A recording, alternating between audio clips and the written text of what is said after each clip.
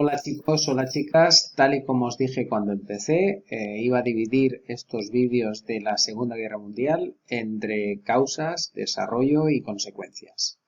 Entonces, bueno, hemos llegado ya a la parte final y las consecuencias las vamos a dividir en dos partes.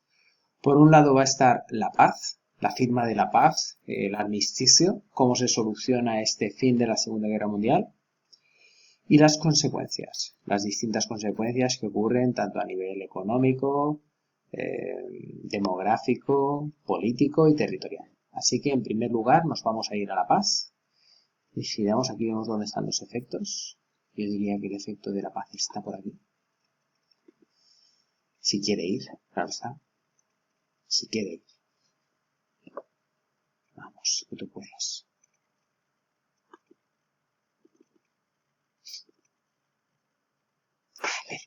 Perfecto. Bien, la paz o las distintas conferencias de paz que se dan en la Segunda Guerra Mundial, digamos que no solo existe una única conferencia, no solo existe un único tratado de paz, sino que existen varios. Incluso algunos de ellos se empezaron ya a preparar antes de que la Segunda Guerra Mundial acabase. Los aliados, ya como aquí se indica, desde 1941 empiezan a debatir sobre cómo debería ser el orden internacional posterior a la guerra. De hecho, todos los países estaban un poco escaldados con lo sucedido en la Primera Guerra Mundial y querían crear un orden internacional que fuera más flexible, más duradero, ¿vale? Es decir, que permitiese una paz más duradera, ¿vale? Hubo dos conferencias durante la guerra y una final para definir la estrategia a seguir. Entonces tenemos la conferencia de Yalta, de Potsdam y de París, ¿vale? Vamos a ir primero a la de Yalta. Si esto quiere, claro está. Muy bien. Esta, evidentemente, se celebra en Yalta, en Crimea, en febrero de 1945, durante la guerra. En ella se reúnen Churchill como representante del Reino Unido, Roosevelt, representante de Estados Unidos, y Stalin, de la URSS. Como veis, son los aliados. Los aliados no está Francia porque Francia había caído bajo la órbita nazi y hasta el desembarco de Normandía no sería liberado París. ¿Cuál es el acuerdo que se llega en Yalta? Pues se llega al acuerdo de dividir Alemania en zonas de ocupación que estarían bajo la tutela de estos países aliados vencedores. También llegan a la conclusión de que era necesario crear una comisión que evaluase las indemnizaciones a pagar a causa de la guerra y en este caso que fuesen más justas y menos crueles que las que se fijaron en el Tratado de Versalles de la Primera Guerra Mundial. Y también era una intención importante de los aliados, sobre todo de Gran Bretaña y de Estados Unidos, de que la URSS se comprometiese a democratizar su zona, es decir, la zona que quedase al este, bajo su acción, pues que se comprometiese a democratizarla. A cambio de esto, pues la URSS empezó también a expandirse o logró el control de los países bálticos y del este de Polonia. ¿Vale? Esto sería la primera conferencia de paz que se elabora. Y luego tendríamos la de Potsdam. Aquí la tenemos. En Potsdam digamos que una parte de las caras de los actores políticos cambian, porque bueno, en el Reino Unido cambian, Roosevelt ya estaba enfermo en aquella época, entonces es sustituido por el presidente Truman. Esta se celebra en Potsdam, es significativo que sea Alemania en julio de 1945, cuando ya Berlín había caído, y en ella se reúne Attlee, de Gran Bretaña, Truman, por Estados Unidos, y la URSS, y bueno, y la URSS no, y Stalin, que representaba a la URSS. ¿Cuáles son los acuerdos? Aquí ya en Potsdam, digamos que esa separación o esa diferencia que existía entre los aliados, sobre todo con respecto a la URSS, aquí en Potsdam se va a notar, porque ya se van a dar cuenta de las intenciones que tenía la URSS para con la zona que quedaba en su órbita o bajo su control. Ya se empezaban a dar cuenta de las diferencias que había entre unos aliados y otros, porque a pesar de que tenían un enemigo común que era la Alemania nazi, pues eran distintos y tenían objetivos distintos con los países que quedaron bajo su órbita. Ya, con esto ya se empieza un poco a vislumbrar cada vez más la Guerra Fría. Ese mundo que quedaba bajo la influencia de Estados Unidos, un mundo capitalista, y el mundo que quedaba bajo la influencia de la Unión Soviética, ese mundo comunista, ¿vale? ¿Cuáles son los acuerdos a los que se llega en Potsdam? Pues bien, Alemania quedaría dividido en 4 zonas de influencia, como se había dicho en Yalta. Una para Estados Unidos, otra para la URSS, otra para Gran Bretaña y otra para Francia. Y Berlín también fue dividida. Si pinchamos aquí, vemos justamente ese mapa, ¿vale? Aquí tenemos, a ver si me quito yo, eso es.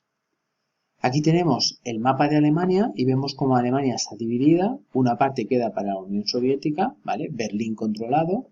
Una parte para Gran Bretaña, otra parte para Francia, veis que es más pequeñita, y otra parte para los Estados Unidos. Y dentro de lo que es Berlín, de la capital de Alemania, vemos que también es dividida en 4 zonas. Una parte para la Unión Soviética, otra para Francia, otra para el Reino Unido y otra para Estados Unidos. Y cruzando Berlín, tendríamos ese muro de Berlín que se construyó para delimitar la zona bajo la influencia de la Unión Soviética, la República Democrática Alemana, y bajo la influencia, la otra, la que quedaba justamente aquí a nuestra izquierda, la que quedaba bajo la influencia de Estados Unidos, la República Federal Alemana, para impedir el trasvase de población, ¿vale? Actualmente, si vamos a Berlín, pues nos damos cuenta que esto ha dejado una huella física, moral o incluso en la forma de vivir de los berlineses, de los alemanes. ¿Vale? Muy bien. ¿Qué más cosas? Alemania se desnazificó y esto se hace sobre todo porque se acuerda celebrar los juicios de Nuremberg para juzgar a los oficiales nazis y para también valorar qué hacer con esa memoria de ese pasado nazi. Se fijan las reparaciones de guerra, las deudas de guerra, aunque no tan sangrantes como las de la Primera Guerra Mundial, no tenían ese dedo tan acusador hacia Alemania. Alemania ya, digamos que en el delito estaba su propia penitencia. En lo que había sucedido y la masacre que había sufrido ya estaba su propio castigo. Ya no necesitaba de más, ni ella ni ningún otro país, ¿vale? Y por otro lado, Japón perdió su imperio en Asia y fue ocupado por Estados Unidos, ¿vale? Eso por el lado del Pacífico. Si le damos a esta idea, fijaos, Alemania perdió 100.000 kilómetros en su frontera este y en Prusia Oriental.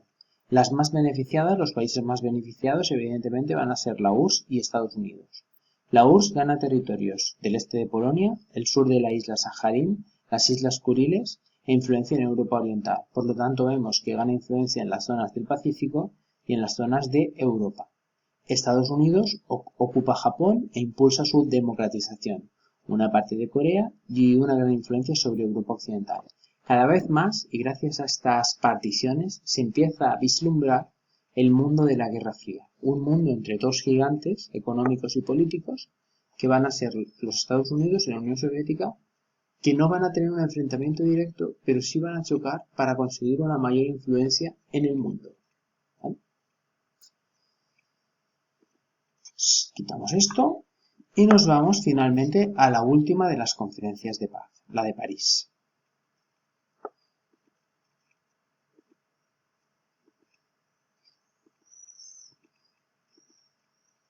Bien, la de París se celebra en París, Francia, entre 1946 y 1947.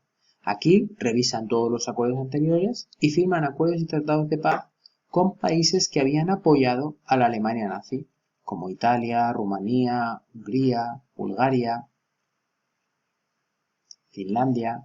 Con Austria ya fue posterior, en 1955.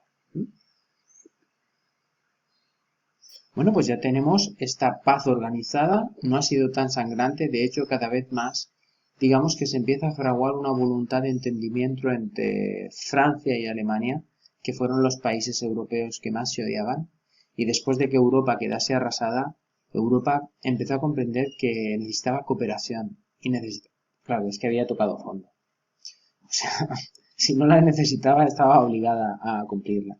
Y de esa reflexión y de ese tocar fondo es de donde sale el proyecto de la Comunidad Económica Europea y de la Unión Europea. Por eso es tan importante a veces tener casi una forma de pensar internacional, europea, casi de naciones.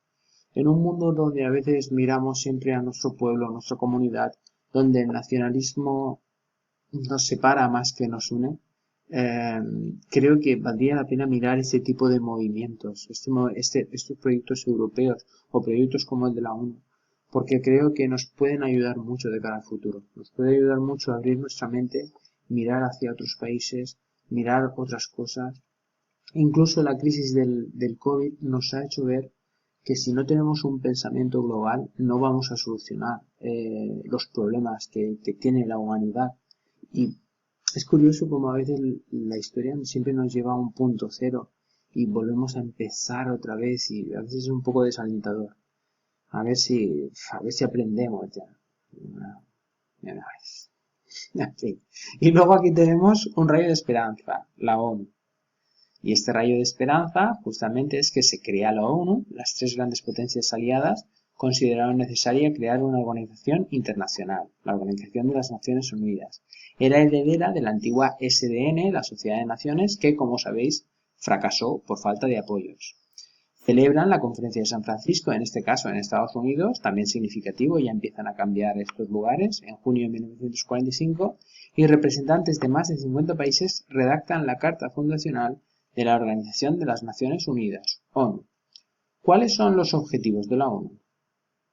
Pues mantener la paz y seguridad internacionales, comprometerse a resolver conflictos con otros países de manera pacífica, reconocer el derecho a la libre autodeterminación de los pueblos, sobre todo en las colonias. Aquí ya se empieza una voluntad de conseguir la descolonización, ¿vale? Veremos si en el futuro esto se consigue. Defender los derechos de las personas, con independencia de su religión, edad, sexo o etnia. Justamente los horrores provocados en la Segunda Guerra Mundial y también por la colonización hacen necesarios los derechos humanos. Es curioso lo actual que son, en realidad, cuando deberían haberse sido legislados y reconocidos hacía muchísimo tiempo.